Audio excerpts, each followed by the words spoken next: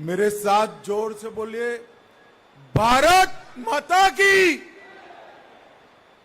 भाई, पहली बार हैदराबाद मुक्ति दिन सरकारी तौर पर मनाया जा रहा है।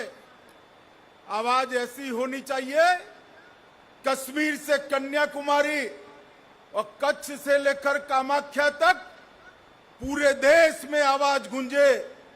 मेरे साथ दोनों हाथ उठाइए और विजय के संकल्प की स्मृति का मुट्ठी बींचे और प्रचंड आवाज से बोलिए, भारत माता की, भारत माता की।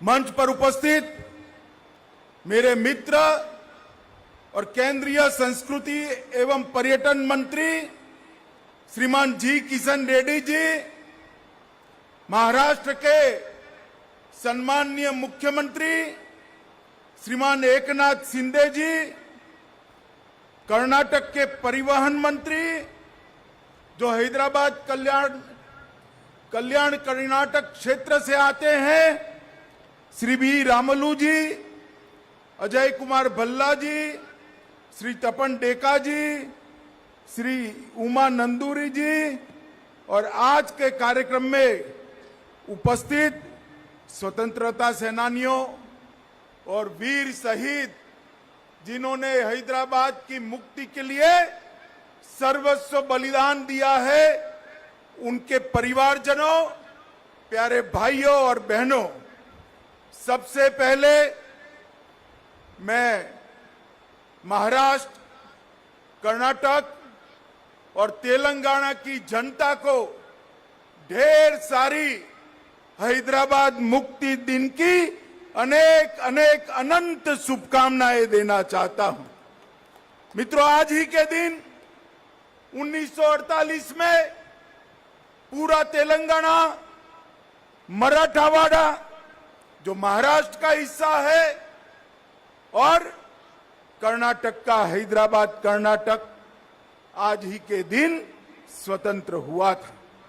मैं सबसे पहले ये मुक्त हवा में जो आज भारत का ये ऐतिहासिक और बड़ा हिस्सा सांस ले रहा है, इसके लिए हमारे लौह पुरुष सरदार पटेल को अनेक अनेक प्रणाम कर कर श्रद्धांजलि देना चाहता हूं, क्योंकि सरदार पटेल न होते तो शायद अनेक साल और लग जाते हैदराबाद को मुक्ति दिलाने के।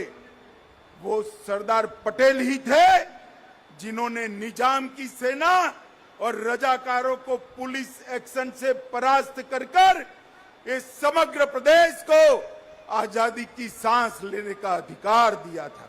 मैं फिर से एक बार सरदार पटेल को अनेक अनेक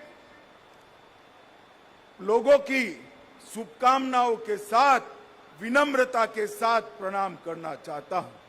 मित्रों, जब देश आजाद हुआ 15 अगस्त 1947 को पूरे देश में आजादी का आनंद उत्सव, मंगल उत्सव मनाया जा रहा था, मगर हैदराबाद राज्य, निजाम का राज्य, एक ऐसा राज्य था जिसके भाग्य में अभी भी आजादी नसीब नहीं हुई। 13 महीने तक निजाम के रजाकारों की असहनीय यातनाओं को ये पूरा क्षेत्र सहन करता रहा, अन्यायों को सहन करता रहा, अत्याचारों को सहन करता रहा। उसके बाद जब सरदार पटेल ने पुलिस एक्शन लिया, तब जाकर ये हमारा तेलंगाना स्वतंत्र हुआ था।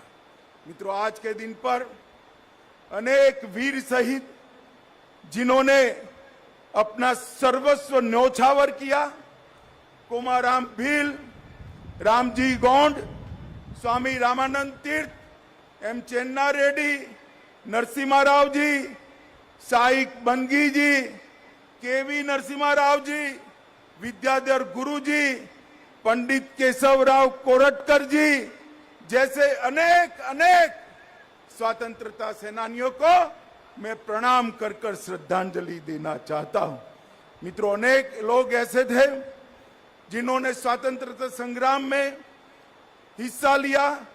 बीदर के रामचंद्र वीरप्पा, जेवर्गी के सरदार सारगोंड पाटिल, रायचूर के एम नागप्पा, शिव कुमार स्वामी, बाद में कनकगिरी के जयतीर्थ राजपुरोहित, यादगिर के कोलरू मल्लप्पा, कराटागी के बेनकाल भीमासेन राव, अनेक लोगों ने इस आजादी के आंदोलन में अपना योगदान दिया।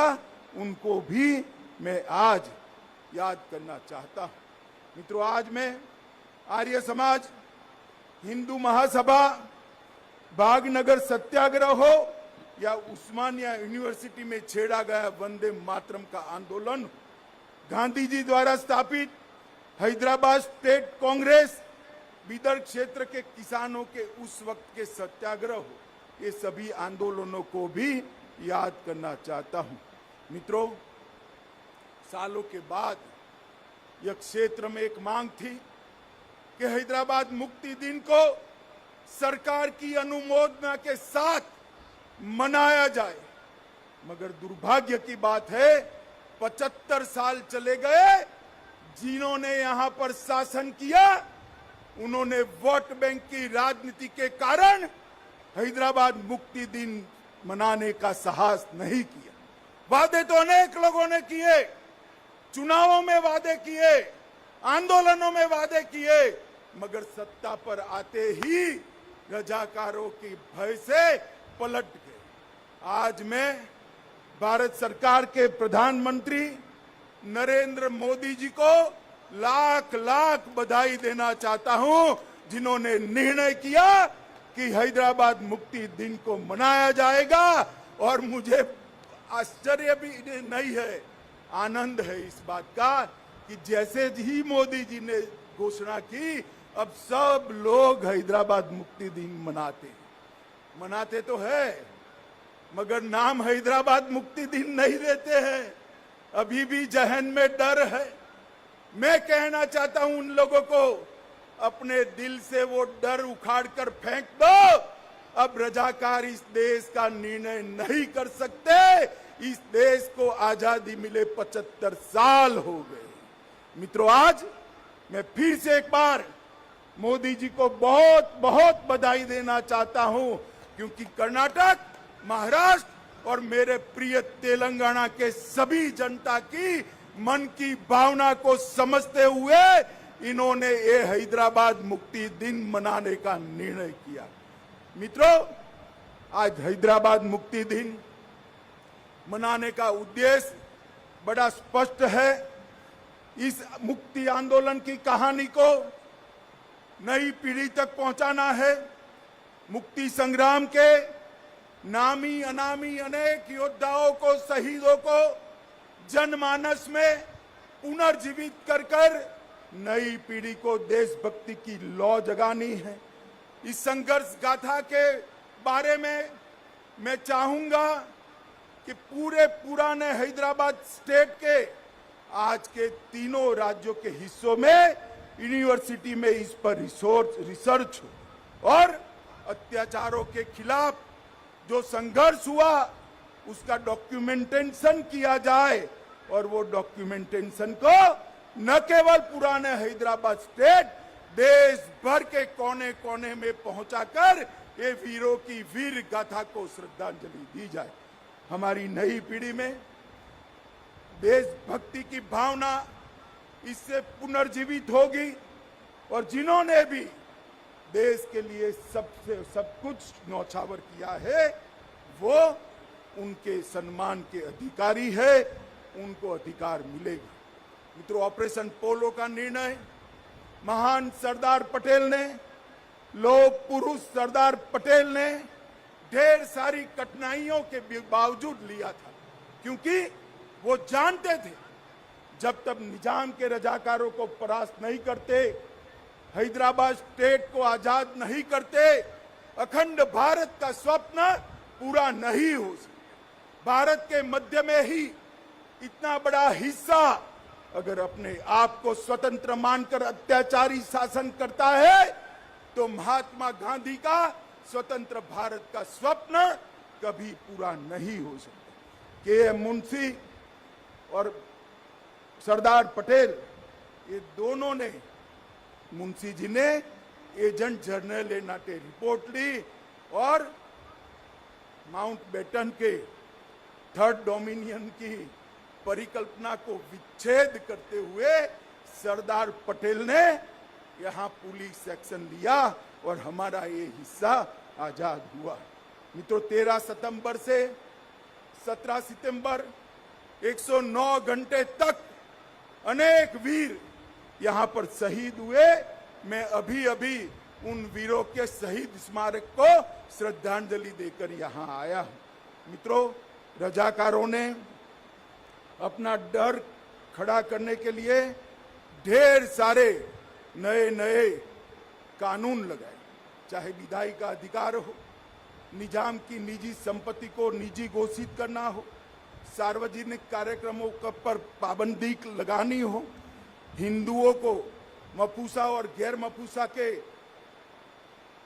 जमीन के अधिकार के कानून से अन्याय करना हो, महान तेलुगु, कन्नड़ और मराठी भाषा पर आक्रमण कर उर्दू माध्यम में ही शिक्षा होना ये आदेश करना हो, उद्योगों का निजीकरण करना हो, सरकारी भर्ती में अन्यायी भर्ती करनी हो या सांस्कृतिक आक्रमण करना हो, हर तरह से ये तीनों राज्यों की जनता को कुचलने का एक निकृष्ट प्रयास निजाम और उनके रजाकारों ने किया था, जिनके खिलाफ हमारे लोगों ने आंदोलन किया था और अंततोगत्वा हम विजयी हुए। मित्रों, कई सारे लोगों ने इसके लिए अपनी जान गंवाई। मैं 2-3 घटनाएं जरूर बताना चाहता हूं। परभणी जिले का गुड़ा गांव, जहां एक कुएं में गांव के 300 लोगों को डालकर कुएं को मिट्टी के तेल से आग लगाकर सभी लोगों को जिंदा जला दिया गया था। इसके साथ बिदर जिले के घोटा गांव में जिस तरह महिलाओं को अपमानित किया गया, आज भी हम नहीं भूल सकते। और मैं अभी तेलंगाना में मेरा बूथ प्रवास था, तब गुंडरामपल्ली गया था, वहां पर भी नृशंस हत्याकांड हुआ था। नरसिम्हा राव जी ने उसको दक्षिण के जलियांवाला बाग के नाम से स्वीकृति देने का काम किया था। ये सारे हत्याकांडों के खिलाफ, अन्यायी शासन के खिलाफ हिंदू महासभा, आर्य सभा और हिंदू जागृति समिति ने केशवराव कोरटकर और वामनराव नाइक जैसे महानुभावों ने महान लोकमान्य तिलक से प्रेरणा लेकर ये आजादी का आंदोलन चालू किया था। मुझे आज बड़ी संतुष्टि, मोदी जी ने हैदराबाद मुक्ति दिवस को संपूर्ण शासकीय आदेश के अंतर्गत मनाने का निर्णय कर हैदराबाद मुक्ति के आंदोलन को एक प्रकार से स्वीकृति और श्रद्धांजलि देने का काम किया है। मैं मोदी जी को बहुत बहुत साधुवाद देना चाहता हूं और तेलंगाना की जनता को भी कहना चाहता हूं, आज भी जिन लोगों को 17 सितंबर को हैदराबाद मुक्ति दिन बोलने में शर्म आती है, उन लोगों को भी मैं कहना चाहता हूं, ये हजारों लोग जो शहीद हुए हैं, जिसके आधार पर आज आप सत्ता पर बैठे हो, अगर उनको श्रद्धांजलि नहीं देते तो उनके साथ आप द्रोह कर रहे हैं। तेलंगाना की जनता को भी मैं कहना चाहता हूं, ये महान तेलंगाना राज्य की रचना जिस उद्देश्य से हुई, सत्ता पर बैठकर उद्देश्यों को जो भूल जाते हैं, जनता ने उनको नहीं भूलाना चाहिए। मुझे विश्वास है मित्रों कि ये जो आज मोदी जी ने परंपरा शुरू की है हैदराबाद मुक्ति दिन मनाने की, ये इससे भी ज्यादा जोर शोर के साथ अनेक सालों तक मनाया जाएगा और हैदराबाद को स्वतंत्र करने वाले सभी स्वतंत्र सेनानियों के शहीदों के सम्मान में यशोगान हर साल गाए जाएंगे। मैं फिर से एक बार पुराने हैदराबाद राज्य के आज के तीनों राज्य कर्नाटक, महाराष्ट्र और तेलंगाना के पूरा राज्य के सभी नागरिकों को हैदराबाद मुक्ति दिन की बहुत बहुत बधाई देना चाहता हूं और इनको विश्वास दिलाना चाहता हूं।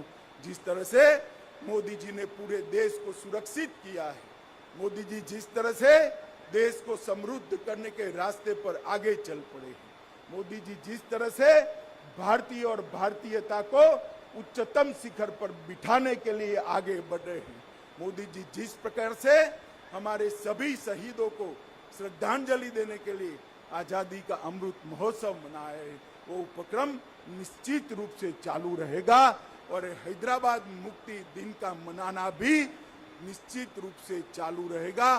कोई मनाए न मनाए, भारत सरकार खुली छाती के साथ, हिम्मत के साथ हैदराबाद मुक्ति दिन मनाएगी। यही बात कहकर मैं मेरी वाणी को विराम देता हूं।